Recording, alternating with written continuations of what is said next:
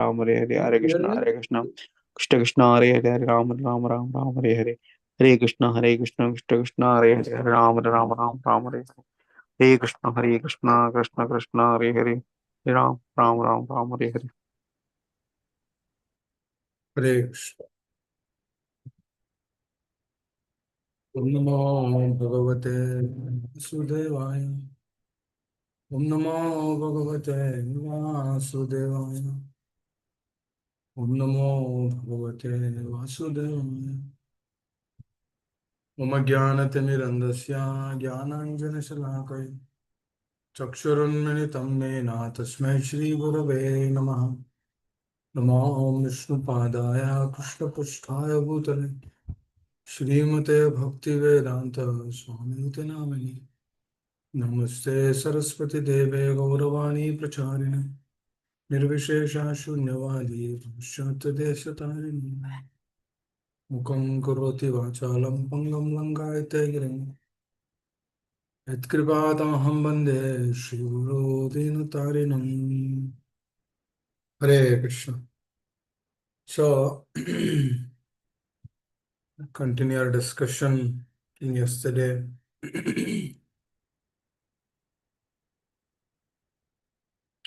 We were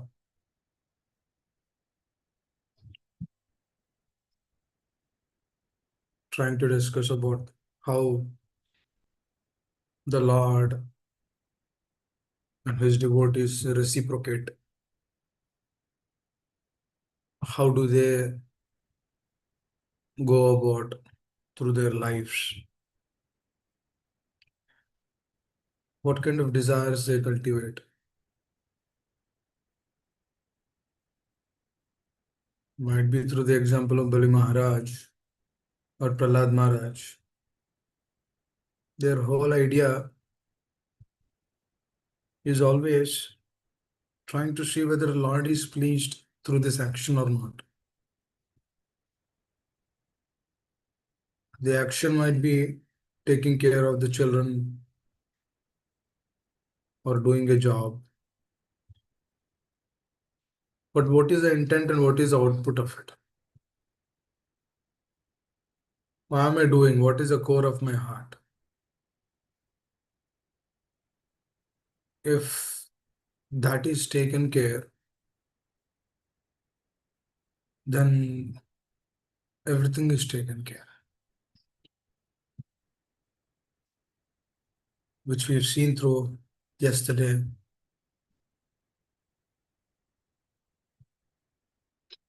Of how devotees are kept in different instances, different situations in their life, and then how they are acting. So our progress in Krishna consciousness is based on that. For example, a girl gets married to a boy. So that is a choice of the girl. So through that choice, so if the girl marries a devotee, then her life is different. But if the same girl marries a person who is not a devotee, then her life is different. So one choice. So one choice in life. So the girl will choose the boy based on her interests, her desires in their life, in her life. That is her core idea. That is the idea of the girl. So what is she trying to do here, devotees? Here she is selecting a person, selecting a boy.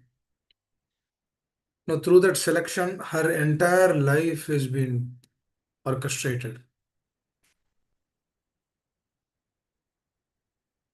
If she marries a devotee, then her picture is different. The devotee will ensure that the girl also becomes a good devotee. But if she marries someone else, then her scope is totally different. It all depends on one's own desires. So if my desire is to practice Krishna consciousness, then my way of seeing things is different. If our desire is not to practice Krishna consciousness but to do something else on the name of Krishna consciousness, then we get that. So it's a clear indication whatever we aspire that we get that. Now Krishna is so merciful that he will ensure that our desires are also fulfilled. For example, if a practitioner, if a person who is practicing Krishna consciousness, he aspires to become a CEO of a company.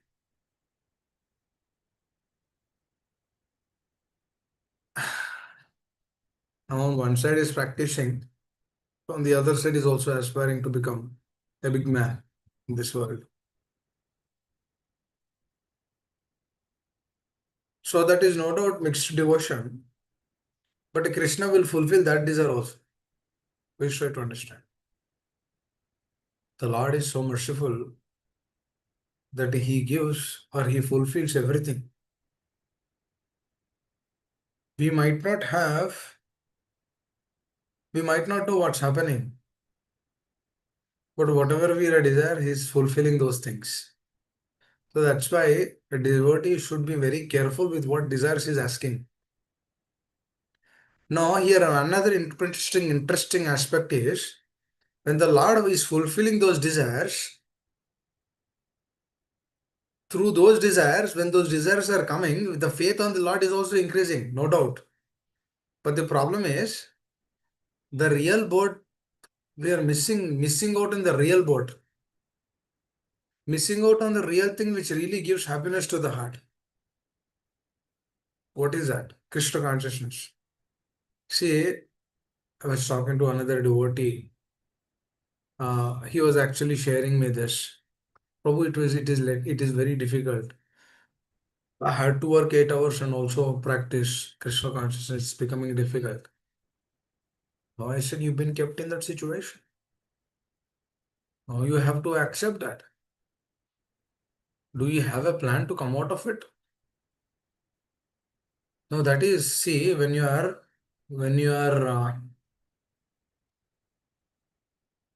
kept in a state, like you are very busy, working very hard. And on the other side, you have a desire, or you have really in the core, in the heart, you really want to practice Krishna consciousness.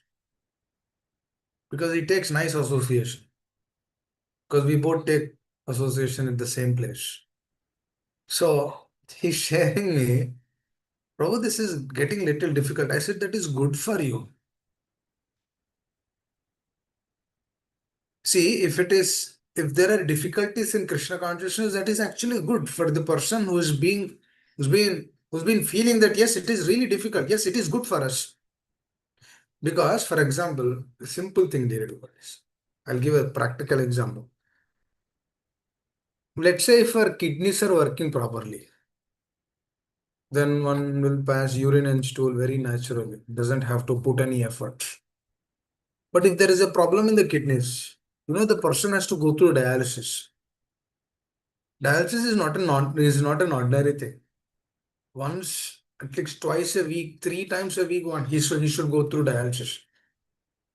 That means physically everything has to be removed through an external endeavor because the body is no longer supporting. So up until that point of time when kidneys are functioning well, we don't feel that passing urine is actually we are grateful to that also. We don't realize that actually. If our body is functioning properly, we don't realize that we should be grateful for the presence of the, for the Lord because he has given us or kept us in a stay in this particular state. But the moment when the body deteriorates, that is when we actually begin thinking about that. See, up until that point of we don't think about that. It's going. We don't much concentrate much on it. But when a difficulty comes, then we begin to think about it. So, dear devotees, when the Lord keeps those difficulties, it is actually beneficial for us. It is actually good for us. And then I said, Prabhu, this is a time where we need to introspect. We need to go move forward. No, I know about your situation. No, this is the right time. We should think about the next step in your life. Because dear devotees, if you actually see technically how many years we will live, 75 at the max 80, right? If you are already in 45 and 50, how much more time we have? 25 years. So with how do we want to lead those 25 years of our time? Do we really want to fully absorb in the process or just continue what we are doing right now? These are the things we need to ask. We need to ask this question. These are all practical things. Now we have seen the examples of Bali Maharaj and Parikshit Maharaj and Prahlad Maharaj, Srila Prabhupada. What are all these examples showing us? They're actually showing us that what is really important in our life. Now, the only problem is we might have so many plans which we have orchestrated.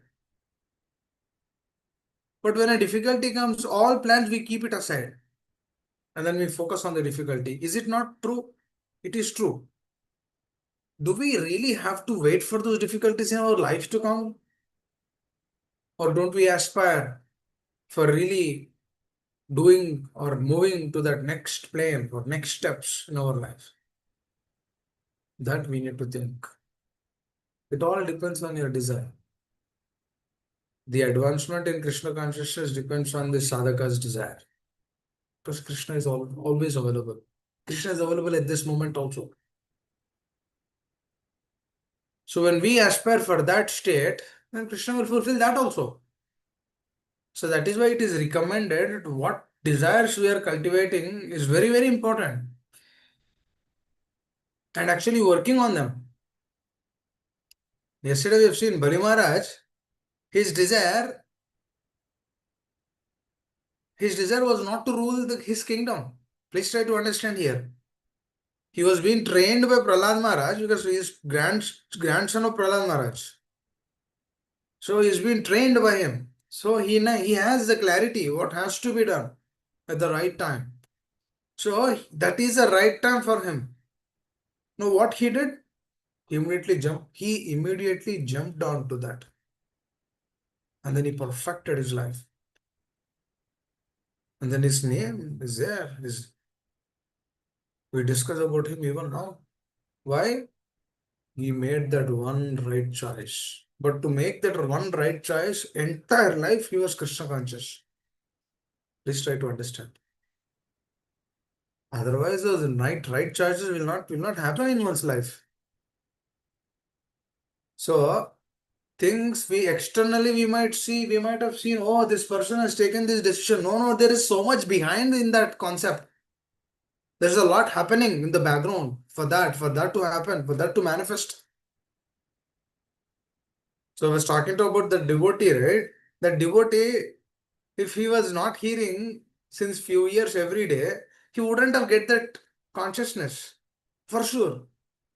He would have just absorbed in his work. Because the more he's connected to the truth, the more he's trying to understand the truth. What is happening? He's understanding the paleness of this world. He's understanding the true nature of this world. Through that understanding, what is he perceiving it? He's perceiving what? He's perceiving, oh, this is not correct what I'm doing. This is right, which I need to aspire. It's actually understanding. Because dear devotees, if it is not right, you know what is the parameter, dear devotees? Whether it is right or not, the parameter is that doesn't give satisfaction to the heart. As simple as that.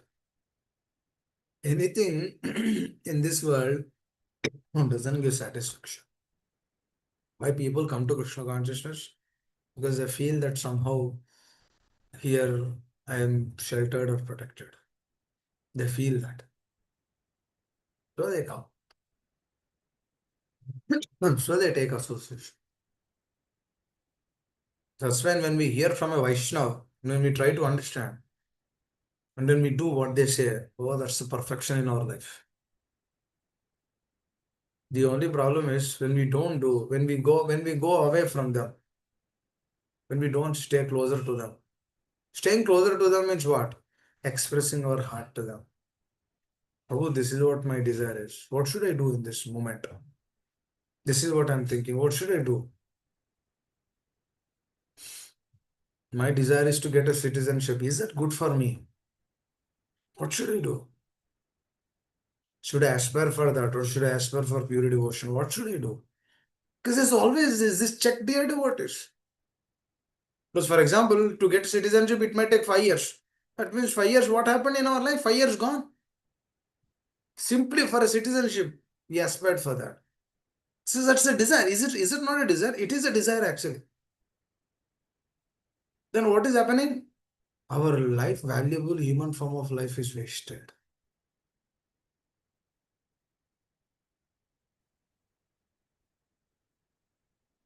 Just like a camel is thinking that camel is happy, but the camel is not happy. Prabhupada gives this example because it goes to the thorn bushes and it will chew the thorn. The moment it is chewing the thorn, the blood from the mouth of the camel comes out, and then it is still chewing the thorn. It has blood in his mouth, and then it is thinking that that blood which is there in the mouth is giving satisfaction to, but the camel doesn't know it is his own blood. Camel is chewing again and again continuously, thinking that that is giving the camel happiness, but there is no happiness in that. Likewise, so-called things of this world doesn't give any happiness in one's life. We just wait for that, but there's no satisfaction and happiness in that. There's another example here. What is a person? A tiger is coming, and then is running away from the tiger, and then finally he sees a huge tree, and then he climbs on the tree. Because the tiger cannot climb that big of a tree, but the tiger is down. On one side there is tiger. The moment he climbed, there is on one side there is honeybee, honey, and then the honeybee is licking, coming, falling, and on the other side there is snake on the tree, and on the bottom there is water, and within that water there is crocodile. That means at every moment, on one side there is snake, on side there is tiger, on side there is crocodile, on side he's hanging on the tree, and in between there is a drops of honey, pure honey is falling, and then he's seeing up, and then he's trying to lick that honey. Now, Srila Prabhupada very beautifully explains that this is the nature of this material. We are bombarded with so many problems. There's a problem through there's a person who's actually feeling that problem through tiger, through snake, through crocodile. He's in a dire situation. It's a difficult state. Now, through the difficult state, what is he trying to do? There is some happiness. He's trying to lick that happiness. Prabhupada says that people in this world, they are so much troubled, but still little happiness is there. They'll try to grab that. Why? There's always a question why the conditioned soul is actually aspiring for that happiness. No, he could have ignored it. Doesn't he understand that there is no happiness in this world? He understands, but still he's trying to figure out that somewhere else the happiness comes. Somewhere else the happiness is coming. Why is the jiva is always troubled like that? Why is it always thinking like that? That this will give me happiness, that will give me happiness. This so-called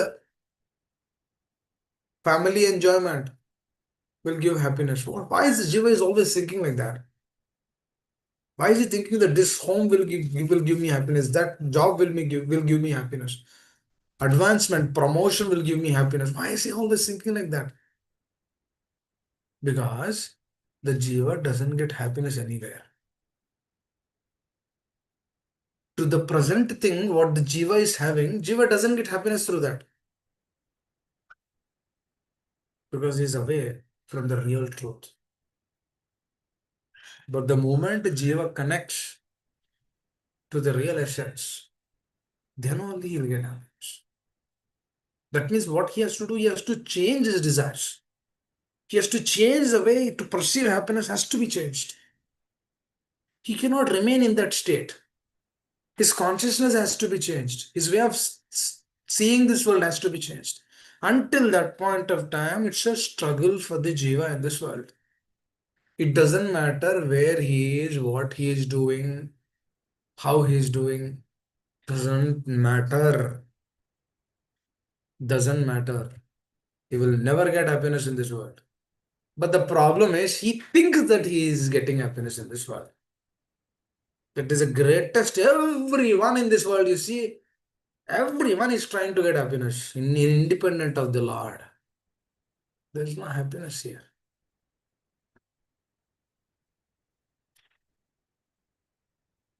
The moment we see that, if we immediately come out of it, then only we feel compassionate to the other living entity.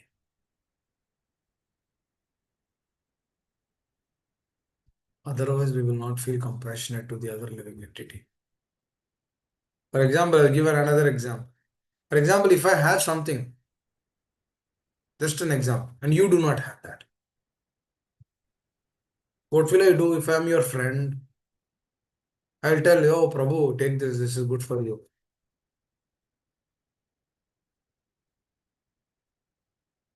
Take this is good for you. But you're not taking.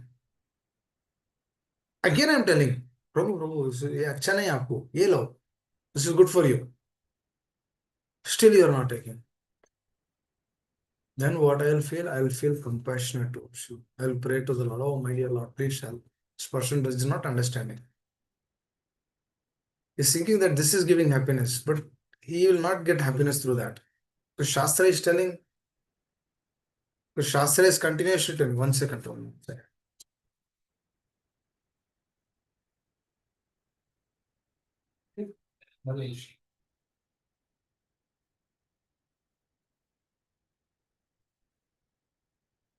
So, so it's a clear assurance. No matter what we try in this world, there's no happiness. No happiness. There's only happiness in Krishna consciousness. Because Krishna never kept anywhere. Happiness is not kept anywhere else in this world. No. The Jiva might try. Indra is trying. Even though he knows everything, still he's trying to be happy through name, fame, profit, adoration. That's why when the Brijavasis stopped doing Indra Puja, he was upset. He was furious. He was angry. Outrage. He was thinking, why these personalities are not doing puja for me? I am great. They should do puja to me.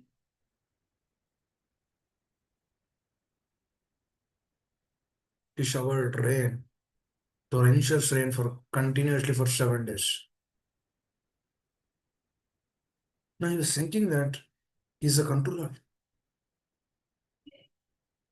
Because what is this? This is not on a pure plane. Please try to understand your devotees.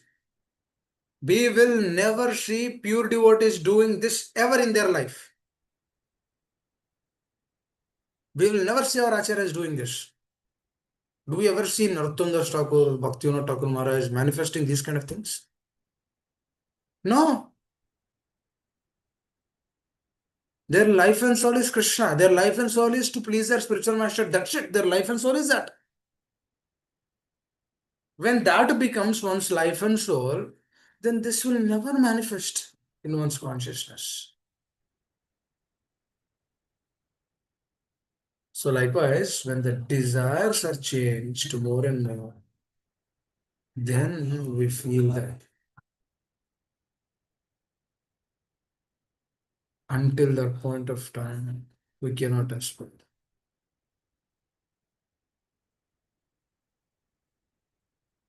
Cannot aspire.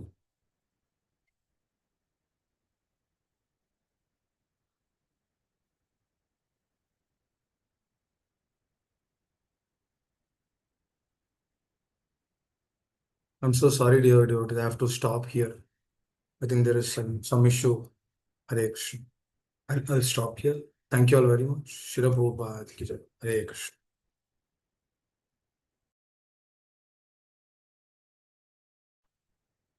Hare Krishna. Hare Krishna.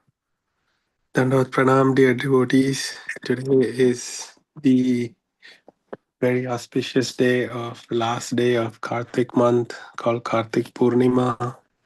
And today is also the appearance day of Nimbarka Acharya, one of the four Vaishnava Sampradaya.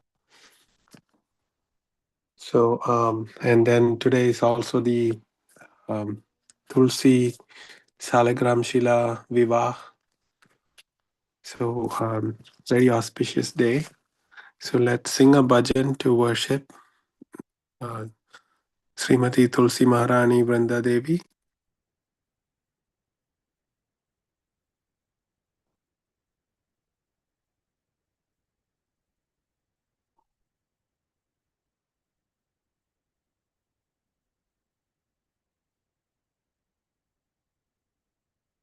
This bhajan is written by Chandrasekhara Kavi in Hindi.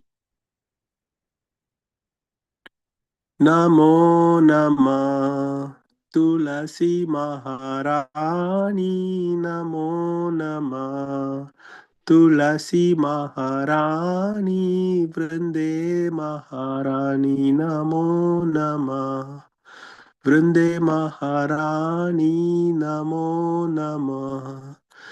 Namo Re Maya, Namo Narayani, Namo Re Maya, Namo Narayani, Namo Nama. Tulasi Maharani, Vrinde Maharani, Namo Nama. Namo Re Maya, Namo Narayani, Namo Nama. Tulasi Maharani. Jakodara se parase aghanashi mahima beda purane bakani, namo nama Tulasi Maharani Vrinde Maharani, namo nama. Jako patra manjari ko mala Sripati charana kamale lapatani Dhanya Tulasi Maya Purana Tapakiya Srishala Grama Mahapatarani, Namo Nama Tulasi Maharani Vrinde Maharani, Namo Nama. Namo Re Maya, Namo Narayani, Namo Nama. Tulasi Maharani, Namo Nama. Dupa Dipa Naivedya Arati Fulana Kiye Varaka Varakani Chapan Boga Chatre Sabhyanjana Bina Tulasi Prabhu Ekanahi Mani, Namo Nama. Tulasi Maharani Vrinde Maharani, Namo Nama. Namo re Maya, Namo Narayani, Namo Nama. Shiva शुक नारद और ब्रह्मांडी को तुरता फिरता महामुनि ज्ञानी चंद्रशेखर मैया तेरा जस गावे बकति दाना तीजिए महारानी नमो नमः तुलसी महारानी नमो नमः तुलसी महारानी वृंदे महारानी नमो नमः नमो रे मैया नमो नारायणी नमो रे मैया नमो महारानी नमो नमः तुलसी महारानी नमो नमः Hare Krishna. Translation. O Tulsi Maharani, O Vrinda, O Mother of Devotion, O Narayani, I offer my obeisances to you again and again. By seeing you or even by touching you, all sins are destroyed.